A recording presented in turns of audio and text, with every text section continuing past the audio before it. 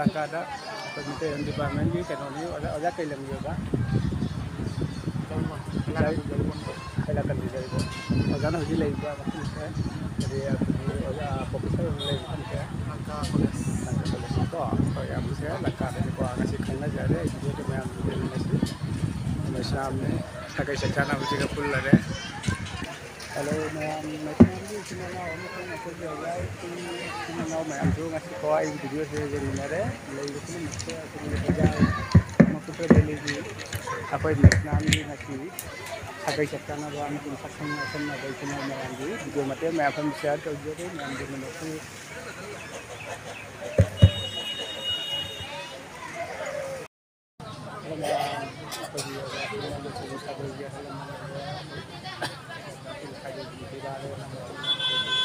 अहलमन आई तारी लेगा मशीन सादेगी अहलमन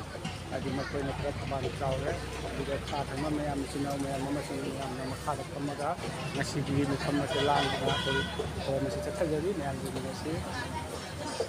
लाकर जो मैं खर वाचर यहाँ की मतलब मैं हम पर शेयर तो जरा के नसी करगी तमक तो कोई ना साक चांगारी बनो मैं शाम साके फूल लगा नसी की मरमदा आई खदिकतंग मियाम युथमदा पंगदक जाके मैम सिलंग बिदुना अखोगी साइगैगी वाइना सक्सा जानबा मासे पांथोकलांगमी मतुंगदा असुम असुम चही खोलेंगे पांथोकपदगी लाइबक थीबगी मतांग अमा लापदगी अखोगी सक्सा नबा से मरकता तंगाई खरे चही तरे निपान तरा मुक तंगाई खरे मतुंगदा राजमोहन गवर्नगोरगी गोसरागी बजकिशोरी नाव आई गोसरा कलाखुनगी प्रदीप अखोई इसिनाव खरसिना सिनलांगदुना अखोई सागैगी आंगांग सिंगसे चौखले सखंगा दरी हयें अवाबा लाकनी खुदोंथिबा लाकनी मरम अदुना अखोई सहीगी सानाबा ngamdragasu मरक मरक तोयसु अखोई तंग पुन्ना आंगांगी सखंगा दोयना चाकजाना से आइना मतंगदा सही खरा पांथोखरे मरुदगी अमुक प्राइवेट सिबदगी तंगाई खिदुना लेप खिदुना ngasi hariba ungpham asida jaifaraban masida amuk hanna khoi isinau sillang rakhara sina tana duna akhoi sagai sia utang punjan ji sakang makin duna sakami nasi haina sillang duna ngasi ase पांथोलिबा सिनी सागै सक्चानबा हायजुना सागै सक्चानबा मथौ ताय हबजिकी मतमदा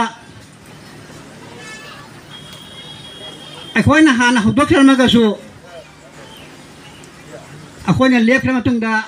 अतोपा सागैगी कांगलुपसिंगना सहीगी सानै मसी आई इमुंदा थंदा नुवाजदे मरमदि इखोइना इहान हाना तोरंबा अदुंबा सागै अदुना तुमन्ना ले थोगा कोंदंग काइदंगदा सिलंग नमा सांगरक पा कांगु सिंगिना मोंगी मियाम दा उत्पा थेंगना जारे मसी खनबदगे आइना इसिनाव खरा तानारगा अमचंग पांथोक्सि हाजुना पांथोक्लिबनी ngasiगी मिफमसे तकानबगी मथंगदा इसिनाव सिंगना करि करि हाबिगेबा तो मथंग सिम हाजारकनी ngasi तकानबगी samlapa warwal ai phundok jagal hoijare selfie मोय tagat chari tarobo mathang da abai borjan do yamba thoreng kona su wahi amrita habina mane khijari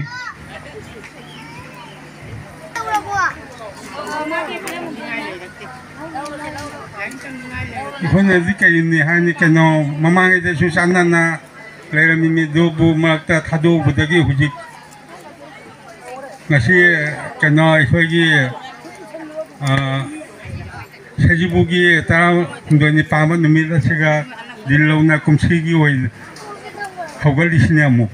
asai se mayam da sakanga nakang kena tauna mayam kuliba se ramda hegi di thagapam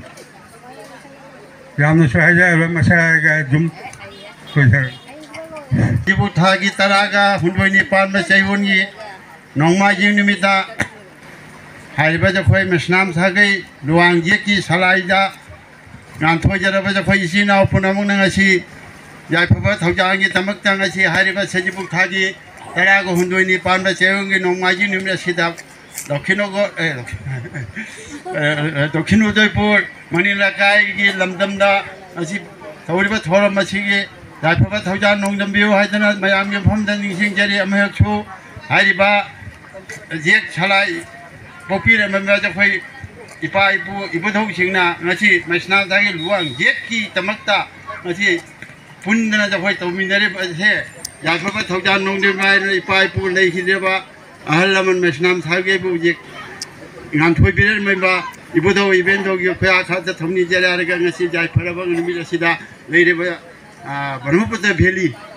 haidna mamanga de assam valley haraga ju khangar mi hoji ngasa mai ge borak valley eno valley ai khaidok banina Brahmaputra valley Guwahati तो जखोय काकी असी असी मनुंग से जखोय Brahmaputra valley जखोय मेसनाम थागी बा meeting दाजरी बेचे असी मनुंग दा लेरिबा इसिना पुनम नंगसी आई सागे की तमक्ता लाखपिदना गसी तीन बदना जखोय तौरिबा से जाफबा थुजा नंगदमबि भदना लेरिबा इसा आइसा इसिने ना माइंडन वखल लोसिंग चारबा नहारु मरकि मफमदा नना नना नखरा नमसु नना नदाय नना हाना फोरम जना जाफबा थौजान नोंदमबि वाजन थौनि जरी सही खुदिंग सम जाफबा की थौजान नोंदम तौना हारिबा ngasi कमिटी हाबा जा जहोय मेसनाम सागे की मरु मपांग इसिने नाव इसा सिंग ngasi नोंखलै सुमाइना सेक्रेटारी प्रेसिडेंट तौरा नारि सुमाइना कुमजा खुदिंग की तौबं गंबा अमसु तौसियानसु मयाम फम निजें रना यथनसि पथानि मथंग असे अखोगी इनाउ सोरम बजाय निंगहैबा मसनाम अतंग मसनाम सागे की मचकरा ममता वाही मरी मंगातंग अतंग दाइस तक दाइस मैते जने मिते बाय बने मैते बाय बने अनिसिनो खरम हाइतो असिम जु सेंगो पे मैते याने इसियारि बरा मैते याने इजोरि बरा असि अमदि लैने जखो जे दैबरि हुजि मक्सो जे मिते याने इबलै मैते याने इबलै मैते न कानानो मिते याजुन करमनो अदुम जुंदा बिरो अदुगा मसनाम हारिबा अदुना जुमसेरा करी अदु मसनाम अमरे करियाबा मसनाम हाबा अदुम जुंदा बिरो तरा वजायासि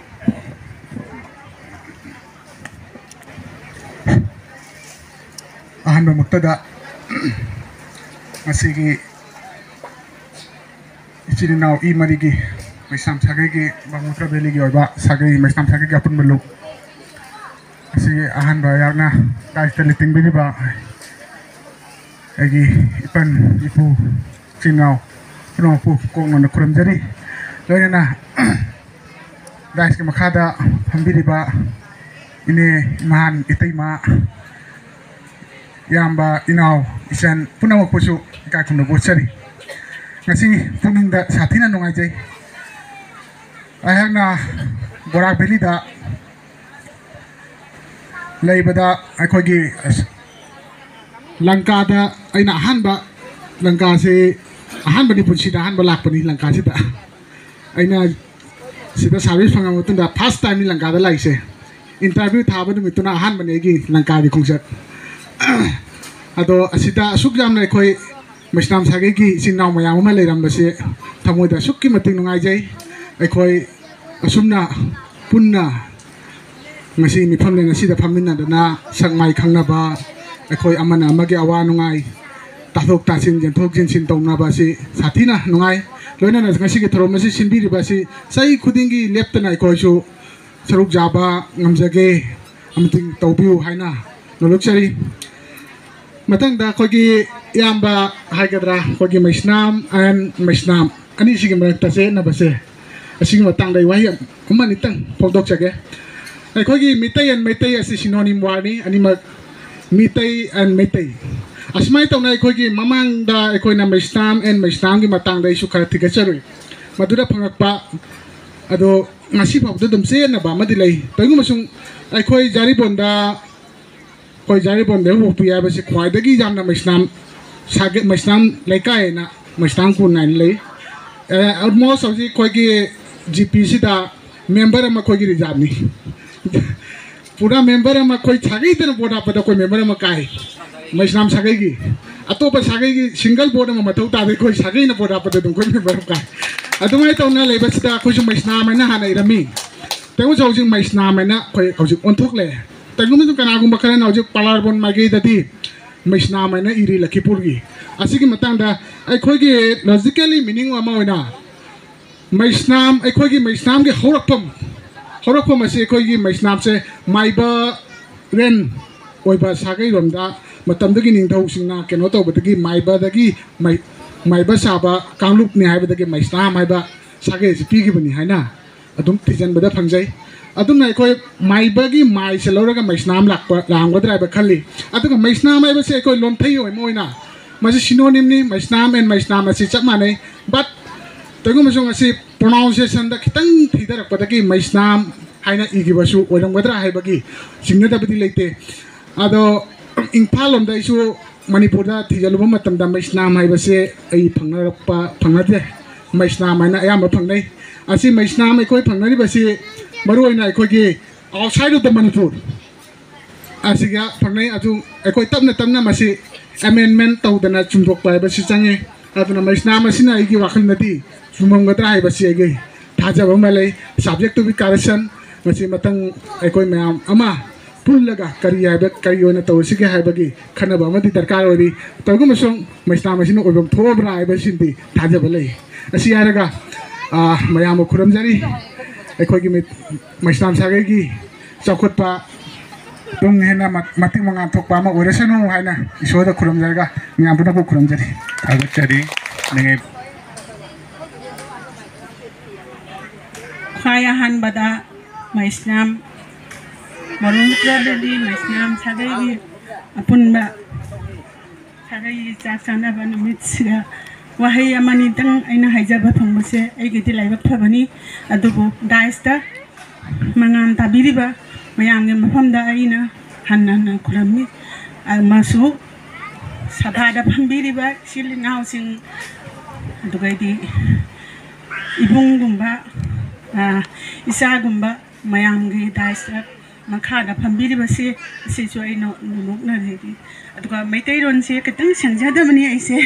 अइना मैतैरोनदा ngangbado yamna meeting nungting chattabaniना अदो जहारसु ngasi थोई बा थौदोकसे यामना फबा थौदोकनी मसुं अखोय मैतैसे मणिपुरदा एससी फंगिबा ताराबदी अखोयसु आसामदा एससी जे सोयदना दाबी तौरकनी अदु मतमदा कमोस्टी अमदा अखोयना मैतैगी कैनोनेना हाइजगे खनबदा 80% जनसंख्या मथौताई मियोय लेबा मथौताई जुम अदुना मयामना सिगी वाखनसे ngasi अखोय मैसनाम सागैना हौगतना अदुम अखोयना ngamjari अखोयगी कांगू अखोयगी मैतैसे पुन्ना लेबिनबगीना खरा पुक्चेलदा थंबिबा अतोब मीगी मफमदा अखोयना लम जोंदना मोगी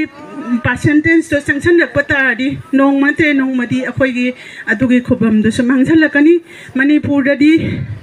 मिनिस्टर दगी होरना चीफ मिनिस्टर एमएलए पुनमक लैना ngasi मैतै सिंगना क्याम वारी अदो अखोय आसामददी दुगुम्बा मिनिस्टर अमसु मैतै लेते अदुना अखोय मखादा लेरिबा कांगुसिना यामना मानना पुक्सेल चफटना द मयाम सिबु करम तौरगा फगदगी हैना मा खुजिरी अदु हायरगा आई ngasiगी वाहैसे सिगा लोसनजरगे थागतरी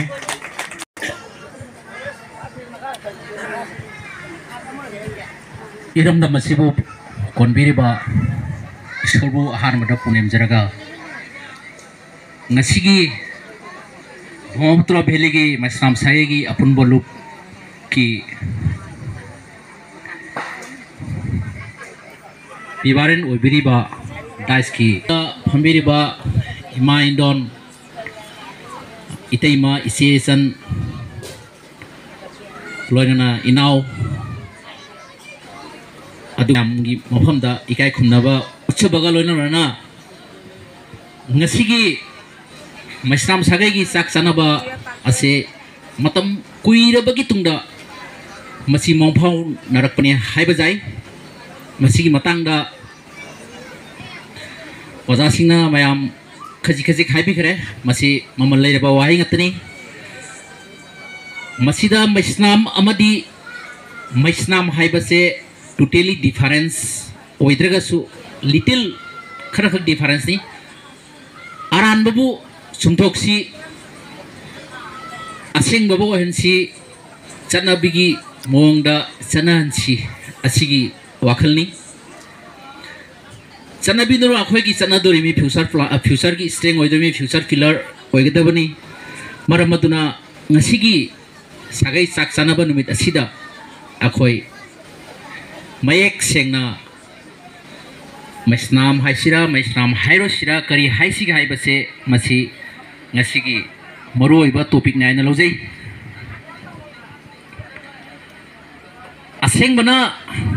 nungsibagi saktamni aseng bana aigi pandamni aseng bana nungsibagi saktamni aseng bana aigi pandamni hairaga ngasi ko ban numitagi akhoi amatoisi kanagumba mana khangnai kanagumba mana khangnade marak sida ainang kanano aise kadai dagi lai kadai lakte ai kanana su khangde but ai masnamni nang su masnamni ai masnamni nang su masnamni hairaga ai mayamang da takpa jate but ngasi gi numida sida ai nang masa khangna dragadi kanana haigani kanana khungani khangnasi अदोंगी थमोइदा लेबा वाहै क्या नुंगाइतबा कया फोंदो अखोय तामिनसी थमोइ पुनमक अमत नते थमोइ पुनमक मानाबा नते माननसी मानाबना खुतमनी मानाबना नुसिबगी सांगदमनी समाज से सेमसी अदोंगी फजबा खोनथोगबना संसार सिबु चुंथोकबदा जामना मतिक मगुन चावबा वाहै अमा चंगे नंगी असेंगमदुना एगी असेंगमसिना लकाय सिबु चुंथोकसी लकाय सिबु सेमसी सागै सिबु सखतनबो होनसी सागै लेत्रगदी ऐ कनानो हाइसे Kanasu खंगलोय ngasiगी mayang marakna tinba matamda ima mana ima mitai gi fijon moron aibe selek bodai basidi akhoi mitai ni ne egi isani ne egi isani ne egi isani ne egi jati na makpu sakthokna ai lem thopang me ba asidi egi mitai imani he mitai ningon ni he mitai fijon sili ai samna haibda ai matang asida ai kusanam he raisori ai sengawari ni aina han ba thabak to won tamda ai silong da posting tai mitai nupi amana Pakistan gi et tole mi police point du da magna hayengoda please take my copy ado yes thank you are Manipuri or what yes I am Manipuri yes I am also Manipuri from Huzai Assam I am on introduction story manai my ming say kaure adubu I am on hai nangasi nangna mitai nupi amna ngasi pijon selaga sars ki dharma da nang sandokli base masi khwaidegi afabani but adogi ahen bok aina pamja base nang mitai pijon selaga le base aigi ama aigi chokthok chaninga ne haiba masi masi khaktanate pusida thengna ga doriba ba thengna dorise maduna maraga sida ai sereng masam tang thijage mayam warau bejate warau ragade thijaroi kari haige mayam Aning bahayo, kanin bayari tiga.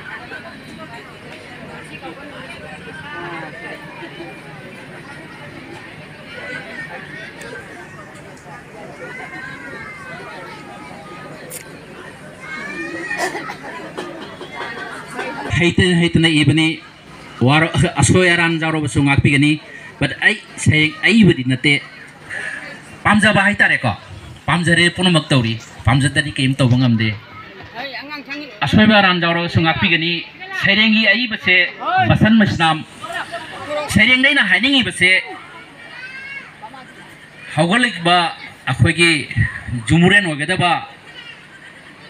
masnam sagi khangde izati ki khangde jati ki khangde bharat ki khangde masigi mathakta depend dorai nai jabani kadai dano serengi maming se kadai dano satna bina hongliba chanaramba aigi saktam satna bina hongliba aigi saktam sangaskiti puya phungawari kaya yek iron mansi lagle thot thot lauroba nawa kaya yumurangi phiran pairaka dorobisa nakhogi lambi se kadai dano ima durga kali mahut singhre himai kanana chumbigani पिकलिबा नवा नखोइबु जाति मपारिनी सक्ताकलिबा मथंगी century अमदा कदोमदनो लंबिसिबु कदाइदनो लंबिसिबु आइगी सेरेंग असे Matang असिदा लोसनजरे thank you वारा बजाते हाइतना हिताबनि दारि गुमासु mail जावरंगनि आई school असिदा सही निपान तौजरमनि लाइबक थिबदगी आइसु मपानदा लैबा हाइतारे अदो ngasiगी sak माइखंनाबा sak चामिनाबा सिदा मयाम पुन्ना अमत्तो ओइबगी वखलदा लागलागा yes अखोय अमतिनि हायरगा ngasi पुलिबसे मसिना ख्वाइदगी अहेनमनि ख्वाइदगी मसिना अहेनमनि हायरगा Matang असिदेगी वहाय असे लोसनजरगे मयाम वो मुकसुना खैरमजरी थैंक यू आम मुक्ता मुक्तदा दाइस फंबिबा कोई काका याम्बा अमजों इनुचा मखोय खुरमजरी मजो मखादा लैरिबा दासि मखादा लैरिबा चिनाव इतैमा इनुचा सिंह बिजु एने खुरमजरी ऐ असे असकुन सिरगी मिवैनि ऐ मिंगना राजमन कौजै अदो असि मैसाम चाहिगी मिफम ब्रह्मपुत्र भैली मैसाम सागे अपन बलु पछि